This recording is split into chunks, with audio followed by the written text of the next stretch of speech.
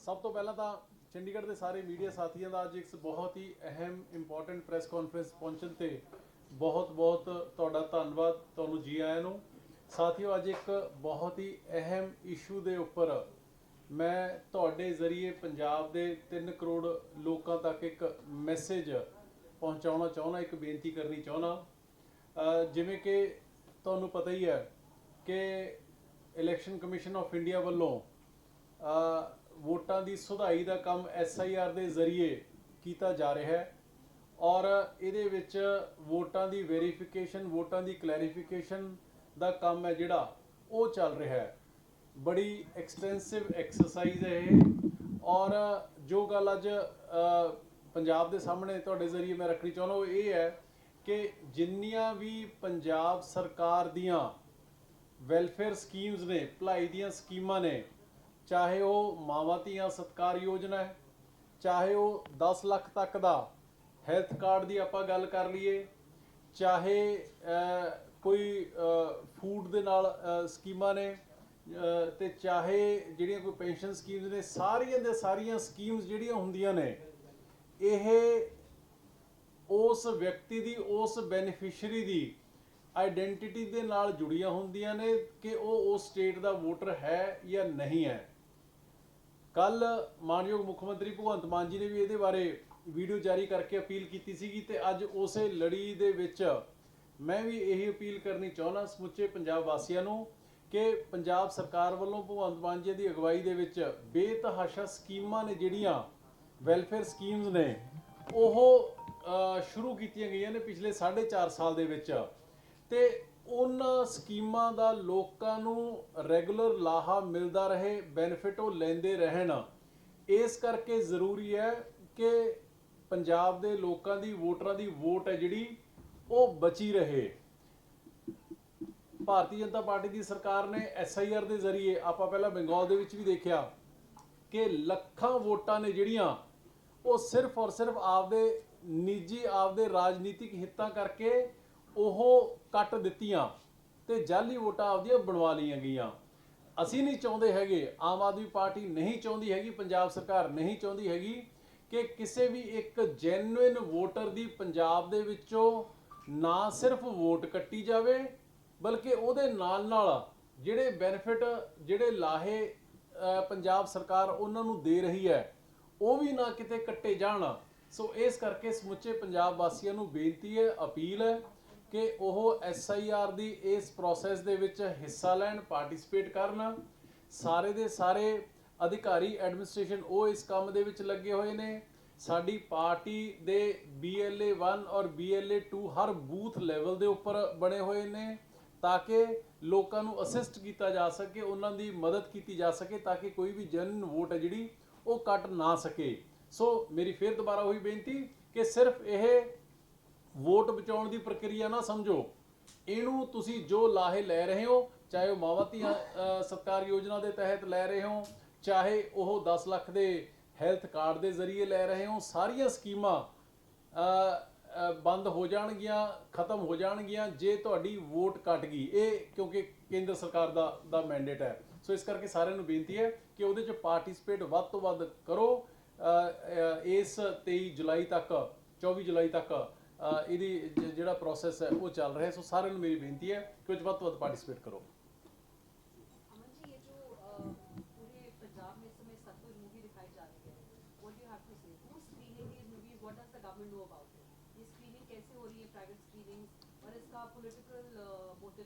नहीं, इसमें देखिए गवर्नमेंट का तो इससे कोई वो नहीं है। स्टेट गवर्नमेंट का स्क्रीनिंग होनी ना होनी, उसको कंट्रोल करना ना कंट्रोल करना वो सेंट्रल गवर्नमेंट का प्रेरोगेटिव है या उनके अधिकार क्षेत्र में आता है। जहाँ तक जो प्राइवेट अब स्क्रीनिंग हो रही है, ठीक है ना, वो तो individuals are doing it. How can government promote it और demote it? We as a government we can't do anything on that. नहीं, that is too early to say anything। मेरा कहने का मतलब ये है, देखिए इसमें मेरा इंडिविजुअल व्यू पॉइंट ये है कि जो हिस्ट्री है, जो पास्ट है, चाहे किसी इंडिविजुअल का है, चाहे स्टेट का या कंट्री का है, और चाहे सोसाइटी का है, आप उसको डेसिमेट तो कर नहीं सकते, आप उसको ख़त्म तो कर नहीं सकते। इसमें कोई दो राय नहीं है, कोई शक नहीं है कि हजारों नौजवान जो हैं उस समय उनमें शायद बहुत सारे बेगुनाह भी होंगे, वो पुलिस एनकाउंटर्स में या जैसे भी वो उनका जिस सब्जेक्ट के ऊपर मूवी बनी है वो एलिमिनेट हुए। ये इस मूवी में भी खैर अभी तक मैंने देखी तो नहीं है, लेकिन ये चीज़ आज हर कोई बात कर रहा है। लेकिन मेरा कहने का मतलब ये है कि इससे पहले भी एक काला दौर पास्ट पंजाब ने देखा है।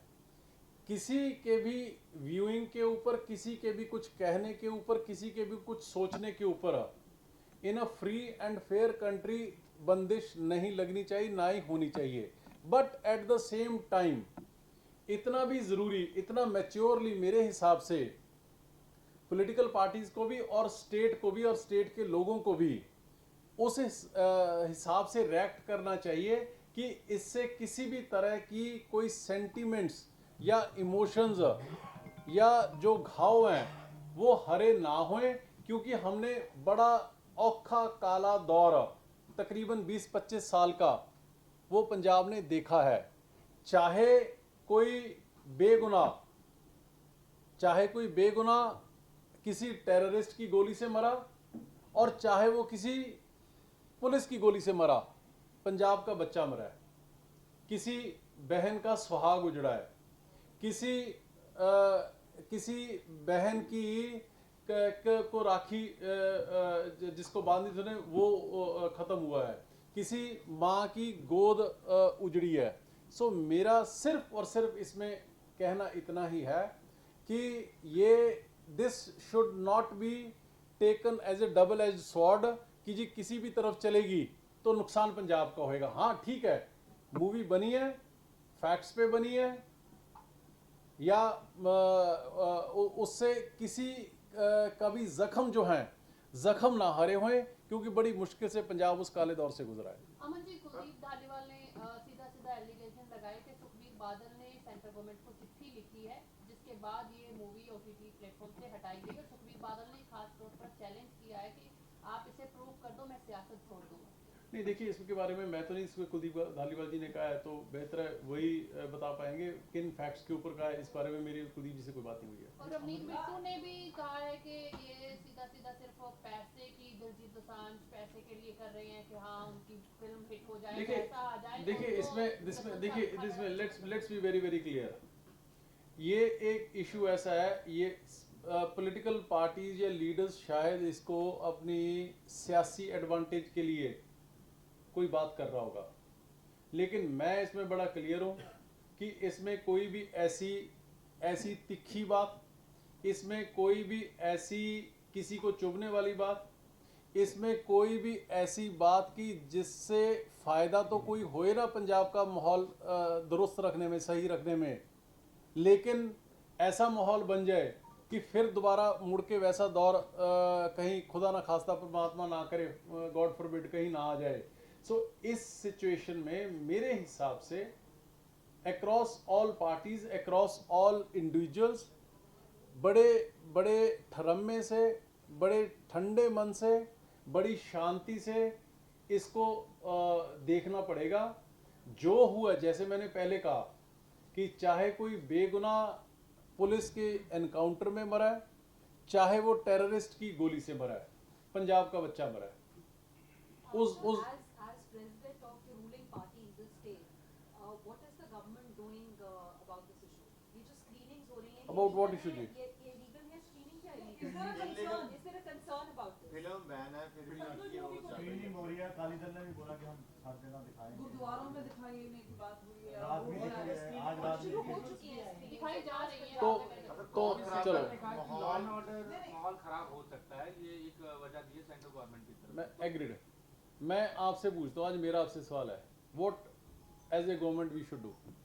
If it is banned, then the streaming is illegal. जो जी हाँ, जो अगर जैसे मेरी देखिए, इसमें मैं you are asking this question to a wrong person. इसके बारे में प्रेरोगेटिव जो है, फाइनल डिसीजन जो है वो ऑनरेबल सीएम का होगा। मेरी सीएम से इस बारे में कोई बात नहीं हुई, ना ही हमारी कोई कैबिनेट में इसके बारे में बात हुई है। बट मेरा इसमें कहना ये है कि फिल्म बैन होगी, हट भी गई, उसका क्रेज बढ़ गया। ये ह्यूमन नेचर है जी, ये ह्यूमन साइकी है। आप किसी भी चीज़ को ओप्रेस या सप्रेस करोगे उतने ही ज़्यादा ज़ोर शोर से वो और बाउंस बैक करेगी। मैंने आपकी बात मान ली कि जी बैन होगी, हटा दी उन्होंने, अब उसका क्रेज और बढ़ गया। अगर हम आज, मेरे को नहीं पता कि सरकार का या सीएम साहब का इसके ऊपर क्या व्यू पॉइंट हैगा, अगर हम मैं एज अ लेमैन बात कर रहा हूं कि अगर सरकार भी, पंजाब सरकार भी उसको हटाने के चक्कर में पड़ेगी तो और बाउंस बैक होएगा। उससे अगर कहीं सपोज कन्फेंट्रेशन हो जाती है, then what do we do? So मेरे कहने का मतलब ये है, मेरी कहने की रिक्वेस्ट सिर्फ यही है कि इसमें जहाँ पे मैंने सारी पॉलिटिकल पार्टीज़ को रिक्वेस्ट की है, जहाँ पे मैंने 3 करोड़ पंजाबियों को रिक्वेस्ट की है, मेरी इसमें आपको मीडिया को भी यही रिक्वेस्ट है कि जो पास्ट में हो गया, बड़ा दर्दनाक, बड़ा काले दौर से पंजाब गुजरे दोनों तरफ से, आने वाला दौर में ऐसा कुछ भी ना होए, ये हम सबकी कलेक्टिव रिस्पॉन्सिबिलिटी बनती है। अमन जी, कांग्रेस में जो चल रहा है अभी आप देख लो, इस पे आइए, ये इंटरेस्टिंग है। पिछले 4 दिन से भूपेश बघेल जी आए हुए हैं, वो लगातार मीटिंग्स कर रहे हैं, पर चन्नी जी, रंधावा जी, राणा गुरजीत, प्रगट सिंह, ये अलग मीटिंग्स कर रहे हैं, ना इनकी आपस में मुलाकात हो रही। कहा जा रहा है कांग्रेस में सब अच्छा है। कैसे देखते हैं आप, क्या कहना चाहेंगे इस पे? आपकी मुख्य विपक्षी पार्टी है। देखिए ऐसा है, उन्होंने कही सब अच्छा है तो हम तो उनको गुड विशेज ही देंगे, हमारी बेस्ट विशेज की ऐसे ही सब अच्छा उनकी पार्टी में रहे। पर लेकिन अभी भी मीटिंग अलग-अलग हो अभी रही भी है। अलग आज ਹਲੇ ਵੀ ਉਹਨਾਂ ਦਾ ਮੀਟਿੰਗਾਂ ਅਲੱਗ-ਅਲੱਗ ਚੱਲਦੀਆਂ ਪਈਆਂ ਨੇ। ਚਰਨਜੀਤ ਸਿੰਘ ਚੰਨੀ ਹੁਣੀ ਜਿਹੜੇ ਉਹ ਅੱਡ ਮੀਟਿੰਗਾਂ ਕਰ ਰਹੇ ਨੇ, ਰਾਜਾ ਵੜਿੰਗ ਭੁਪੇਸ਼ ਬਘੇਲ ਨਾਲ ਅੱਡ ਮੀਟਿੰਗਾਂ ਕਰ ਰਹੇ ਨੇ। ਮੈਨੂੰ ਕਿੱਦਾਂ ਦਿਖਦਾ? देखो, बघेल जी को कह रहे हैं कि मैं 2 दिन से बाहर हूँ। कौन कह रहे हैं? बघेल जी कह रहे हैं कि उनकी बात हुई, बोले 2 दिन से बाहर है, बट वो यही है, यही मीटिंग्स कर रहे हैं और मुलाकात भी नहीं हो पा रही है। तो इसका मतलब आप सिर्फ छुपते फिर रहे हैं वो। तो आप कांग्रेस के हाल देख लीजिए कि जिसको ठीक करने के लिए भेजा, वैसे तो ये मेरे ख्याल से आप पत्रकार बड़े दूरंदेशी होते हैं, आपको उसी दिन समझ आना चाहिए था जिस दिन बरनाला में राहुल गांधी कह के गए थे 10-20 हज़ार लोगों के सामने कि या तो बंदे दे पुੱਤ बन के ਸਿੱਧੇ ਹੋ ਜਾਓ ਤੇ ਨਹੀਂ ਮੈਂ ਤੁਹਾਨੂੰ ਸਾਰਿਆਂ ਨੂੰ ਰਿਜ਼ਰਵ ਚਲਾ ਦੂੰਗਾ। ਇਹ ਉਸ ਦਿਨ ਹੀ ਤੁਸੀਂ ਸਮਝ ਲੈਣਾ ਸੀਗਾ। ਤੇ ਅੱਜ ਉਹੀ ਕੁਝ ਪੰਜਾਬ ਦੇ ਵਿੱਚ ਦੇਖਣ ਨੂੰ ਮਿਲ ਰਿਹਾ ਹੈ ਤੇ ਅੱਜ ਪੂਰਾ ਪੰਜਾਬ ਇਹ ਦੇਖ ਰਿਹਾ ਹੈ ਕਿ ਜਿਹੜੇ ਆਪ 4 ਟੋਟਰੂ ਇਕੱਠੇ ਨਹੀਂ ਰਹਿ ਸਕਦੇ ਉਹ ਪੰਜਾਬ ਨੂੰ ਕੀ ਸੰਭਾਲ ਲੈਣਗੇ। ਸੋ ਇਸ ਕਰਕੇ ਜਿਹੜਾ ਅਰਵਿੰਦ ਜੀ ਨੇ, ਮਾਨ ਸਾਹਿਬ ਨੇ ਇਹਨਾਂ ਦਾ ਨਾਮ ਝਗੜਾ ਪਾਰਟੀ ਰੱਖਿਆ ਹੈ, ਉਹ ਦਰੁਸਤ ਹੀ ਰੱਖਿਆ ਹੈ, ਕਿਉਂਕਿ ਉਹਨਾਂ ਦਾ ਕੰਮ ਗਰੀਬੀ ਨਾਲ ਝਗੜਨਾ ਨਹੀਂ ਹੈਗਾ, ਉਹਨਾਂ ਦਾ ਕੰਮ ਅਨਪੜ੍ਹਤਾ ਨਾਲ ਝਗੜਨਾ ਨਹੀਂ ਹੈਗਾ, ਉਹਨਾਂ ਦਾ ਕੰਮ ਇਲ ਹੈਲਥ ਨਾਲ ਝਗੜਨਾ ਨਹੀਂ ਹੈਗਾ, ਉਹਨਾਂ ਦਾ ਕੰਮ ਕਰਪਸ਼ਨ ਨਾਲ ਝਗੜਨਾ ਨਹੀਂ ਹੈਗਾ, ਉਹਨਾਂ ਦਾ ਕੰਮ ਸਿਰਫ ਔਰ ਸਿਰਫ ਆਪਦੀ ਕੁਰਸੀ ਦੇ ਲਈ ਆਪਸ ਦੇ ਵਿੱਚ ਝਗੜਨਾ ਹੈ। ਕੋਈ ਕੁਰਸੀ ਦੀ ਬੋਲੀ 500 ਕਰੋੜ ਦੀ ਲਾਉਂਦਾ ਹੈ, ਕੋਈ ਕੁਛ ਲਾਉਂਦਾ, ਕੋਈ ਕੁਛ ਲਾਉਂਦਾ। ਸੋ पंजाब में Congress is a history now. आज शाम को शायद मुलाकात हो सकती है बघेल जी से, आपको लग रहा है? हाँ जी, आज शाम को बघेल जी से शायद मुलाकात हो सकती है, आपको लग रहा है कि इसकी मुलाकात के बाद भी कोई निष्कर्ष निकलेगा? नहीं, किसकी मुलाकात हो सकती है जी? ਚੰਨੀ ਗਰੁੱਪ ਦੀ ਮੁਲਾਕਾਤ ਭੁਪੇਸ਼ ਬਘੇਲ ਨਾਲ ਹੋ ਸਕਦੀ ਹੈ ਸ਼ਾਮ ਨੂੰ। चंदी ग्रुप की जितना मर्जी मीटिंगें कर लें जी, कुछ नहीं निकलना।